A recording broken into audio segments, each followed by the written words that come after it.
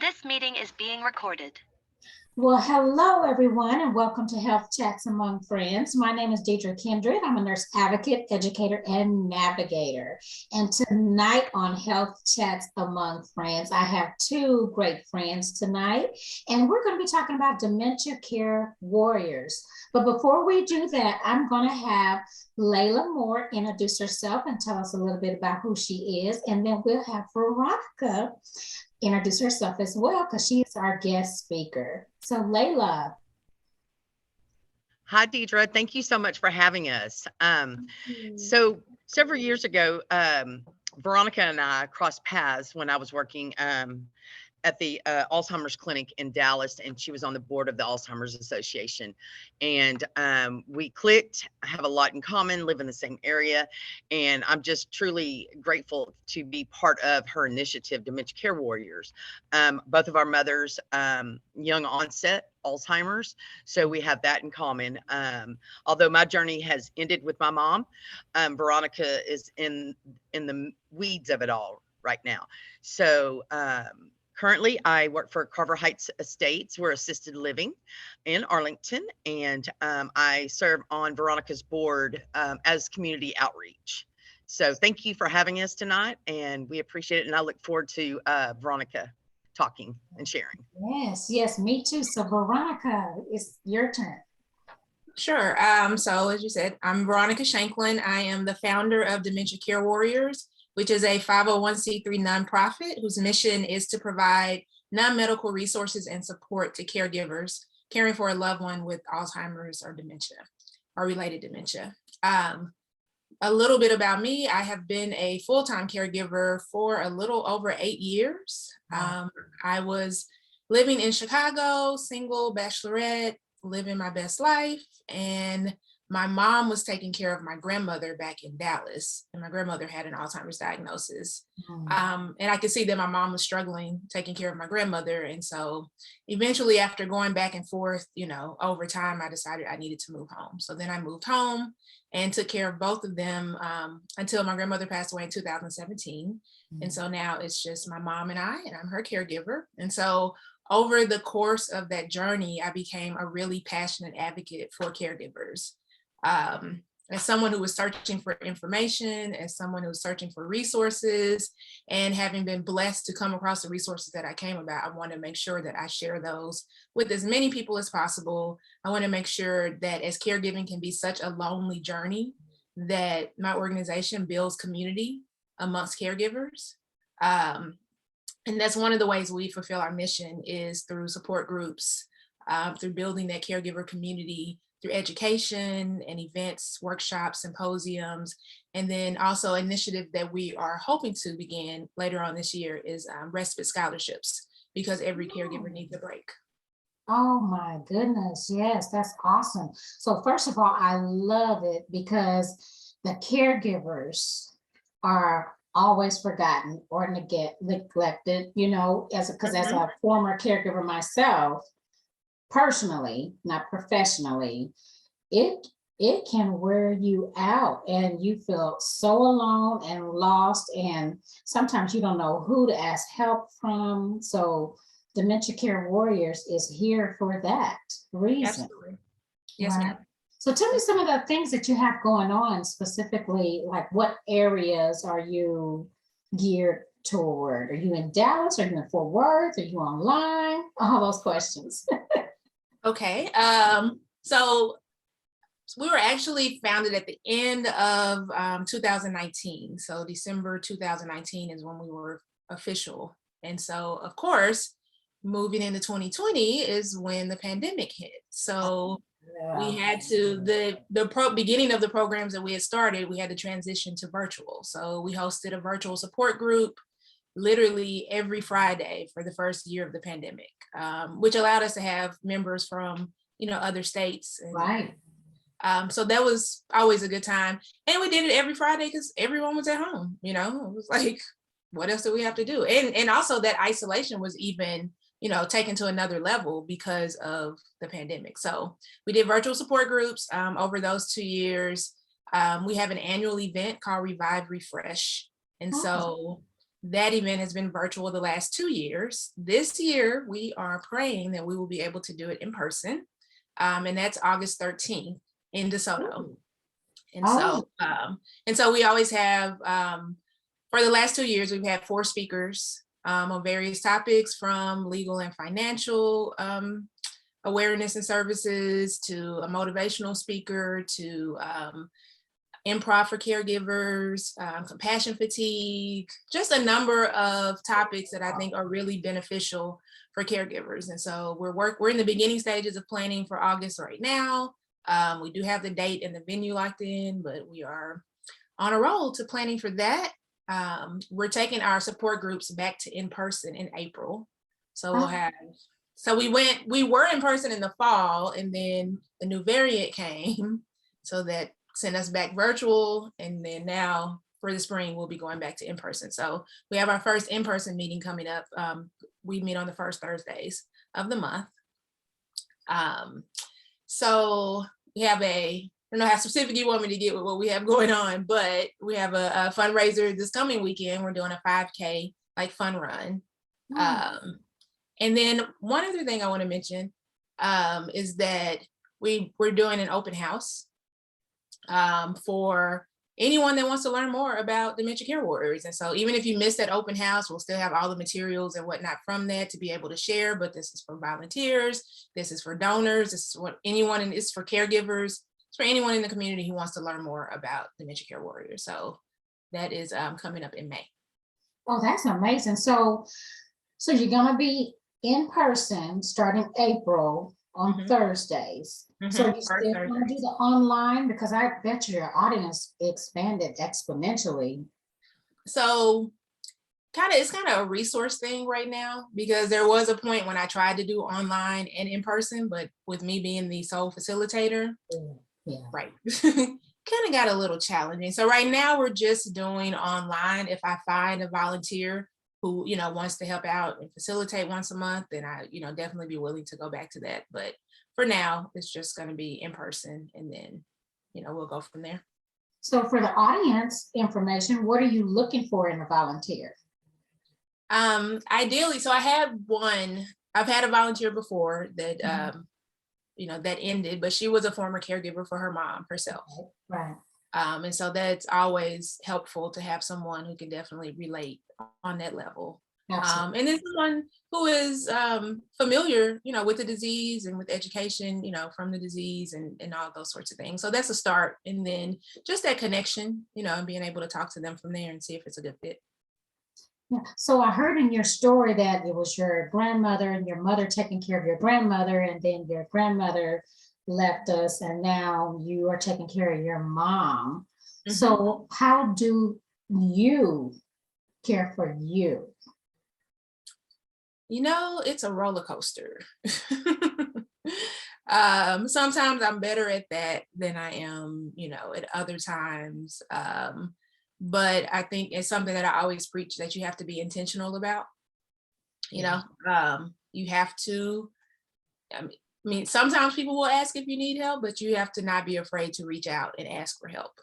Right. So that, definitely one thing. And again, I'm not perfect. I know I, struggle with that sometimes myself, but, reaching out and asking for help, or asking for, my mom is at a stage where she can still get out of the house. So, I do have, a family member who, can keep her, so I can go get some time to myself. Kind of at a stage now where I haven't been traveling as much, but there was a time on this journey when traveling was really my getaway, and kind of reset, refresh situation. And then just finding a support group, I think is, and I think knowing that all support groups are not the same. Oh, no. So, which is really what led me to start my support group, is that the support group that I was attending, the demographic was nothing like me. I was the youngest person in there. There was not anyone else of color.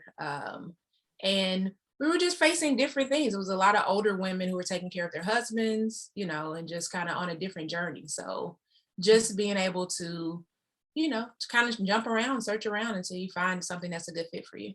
So one of the challenges that I kind of assuming is that when it goes on in person, how would a caregiver, like, what if they're the sole caregiver? Is there a way that they can get a sitter, or how do you work around that issue?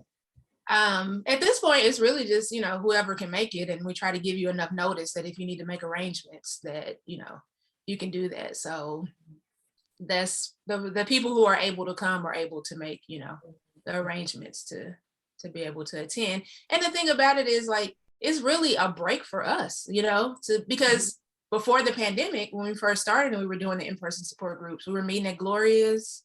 It's a Mexican restaurant, and just kind of socializing and fellowshipping over margaritas and Mexican food, and it's for somebody who might not have been out in 3 weeks, might not have had an opportunity to socialize, and being able to make those arrangements so you can get out, so you can vent, and so you can vent to people who understand. Because the other thing about being a caregiver that makes it so isolating is that, you get tired of talking to your friends about what's going on because they don't necessarily get it, But if you could tell someone, oh my gosh, my mom did this or that, and they're like, oh, my mom did that too. You know what I mean? Like, it's a different feeling. So Yeah.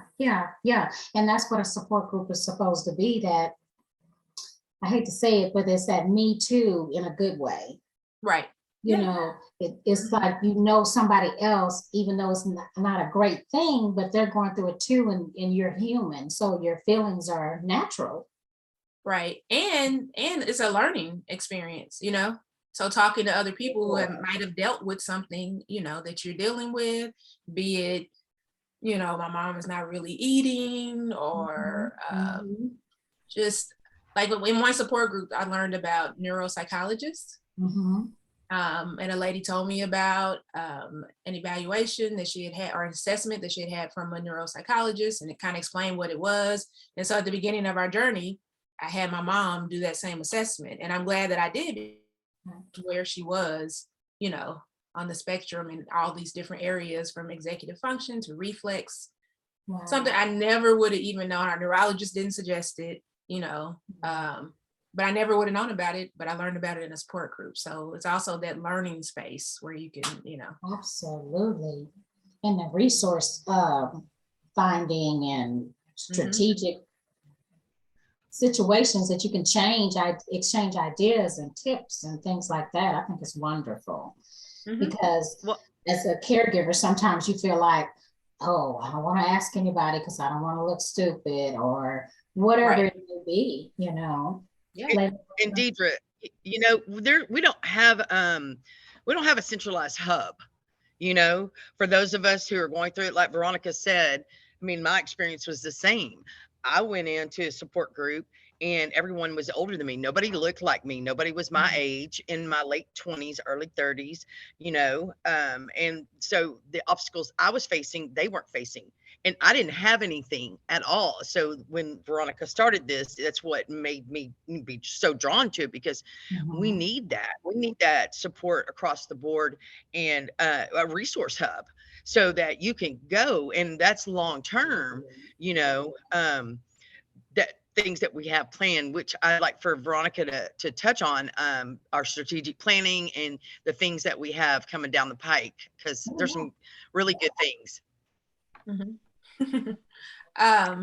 So one of the things I mentioned, I think earlier when I was doing my introduction, was respite scholarships. So I benefited from a respite scholarship probably, I think, in 2017, the year that my grandmother passed. And it was a 48-hour respite scholarship where professionals came to the house, professional caregivers came to my house and stayed with my mom and grandmother so that I could go and have a day out. And it was just so refreshing. And it actually ended up falling like on my birthday. So I was able to go get a room and, just kind of have my own staycation and know that they were being cared for by professionals. And professional caregivers are not cheap,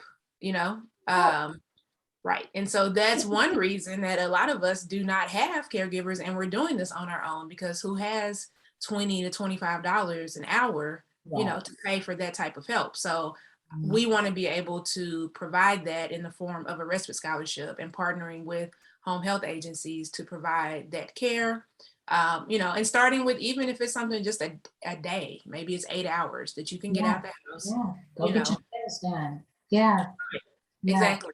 Exactly. And I think something that I always talk about when we talk about self-care and, that buzzword that people, it doesn't have to be a trip to Jamaica. You know what I mean? It could be a trip to the park with a book by Right. yourself, you Right. know. So we want to be able to create that space for caregivers to be able to do that. And so that's an initiative that we're working on this year to get started.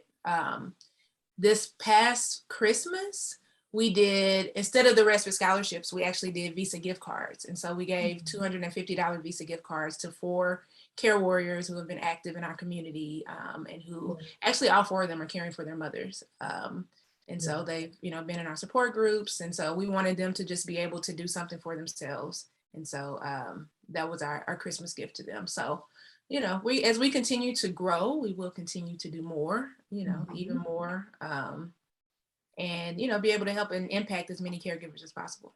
Well, I think it's fabulous because when I was taking care of my mom, she had Parkinson, but dementia related to Parkinson's. And we didn't know of any available support groups or other resources. We just did it, Me being a nurse, that doesn't make it any easier. My sister's a nurse, that didn't make it any easier. My sister is not a nurse, but still, it was just like, whoa, you had to gather your troops. And another thing, I had to get over the fact of I'm not Wonder Woman. Right. So we had a lot of women that have that Wonder Woman syndrome, that think they can do it all and think that they're weak if they say, I need help. Right. Yeah. And so I love, love, love what you're doing because it's so needed. And I want to help you spread the word about it because caregiver burnout is real. It is. It is real. And it could be just the littlest thing, like you were saying, go to the park and read a book while someone just sits with your loved one, that's okay. It's right. okay. Yeah, definitely. Something else that we do is monthly, we do a series called Titan Tuesdays.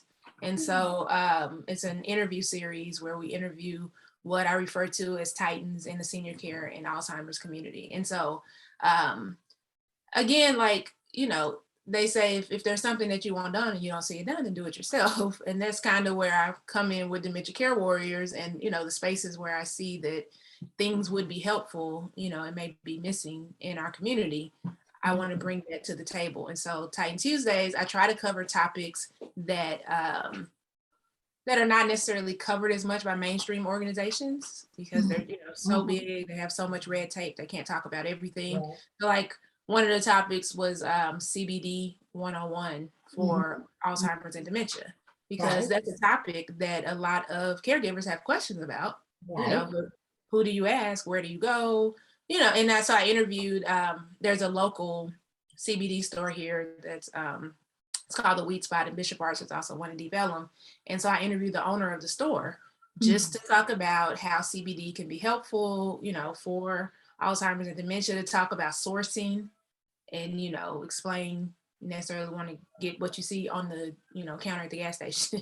You know what I mean? So just those types of topics. And then what made me think of it was you were talking about caregiver burnout. So I had a social worker come on and talk about that, mental health. There's a Black Alzheimer's brain study we've had the people from that study on. So just trying to, talk about topics that I think would be helpful, and serve as a resource, another resource for caregivers. Absolutely. So if somebody wanted to find out more about your programming and what events that are coming up, how would you prefer them to reach out to you? So I would definitely say go to dementiacarewarriors.org. And so there's a lot of information on there. There's a resource page that has like books and products that are helpful for caregivers. There's a blog that has some good resources and education there, and definitely sign up for our e-newsletter. And so that's where, you'll definitely stay on top of what's going on. There's also an event calendar on the site. that will share those things. Something that we're working on now is a new caregiver toolkit, an online toolkit for new caregivers. Because That's awesome. Layla, myself, we get calls from people all the time who are asking questions about where to go, what to do, what documents do I need, who can I talk to, and to be able to have all of that information in one place and have a place to direct people. Because what ends up happening is we're having these individual conversations with everyone, you know, and maybe leaving stuff out. I don't know if I covered everything, but just to have a comprehensive place online where new caregivers and old caregivers can go to find those resources. So that's something major, but definitely the website, dementiacarewarriors.org, and then also on Instagram, just @carewarriors. Wonderful. 3 words. Well, thank you for your time. This has been amazingly insightful and informative. And I would love to have you come back in the future to discuss other topics of what you guys are doing with Dementia Care Warriors. Absolutely. Thank you so much for having us. I appreciate it. Oh, no problem at all. I love bringing reputable resources to the community. Layla, do you have any parting words? No, I just want to thank you again, Deidre, for having us on and you know, listening to Veronica talk about all the things that we're working on is, you know, it's personal. For me, it's personal for her, and I'm just grateful that we are creating something for those of us that are headed our direction, so that they won't be lost and uninformed like we were, because everything that we have learned, we've had to learn on our own. Like she was talking about the neuro study, neuropsychologist, you know, I mean, just things in general, you know, and to have that resource and a place for people to go to be able to direct them, because you don't know what you don't know. You don't know what you don't know. And we're learning every day on the job, and you know, in the throes of it, whether it's personal or professional. So, you know, I'm just grateful that we have this initiative, and I'm excited about our future. Yes, I'm excited that you started this. This is amazing. Thank you again, Veronica. Thank you, Layla, for your time. And thank you, everyone, for tuning in to Health Chats Among Friends, where we bring you reputable resources from our local communities. Tune in next week for another amazing guest and another amazing lesson. Thank you, ladies. Thank you.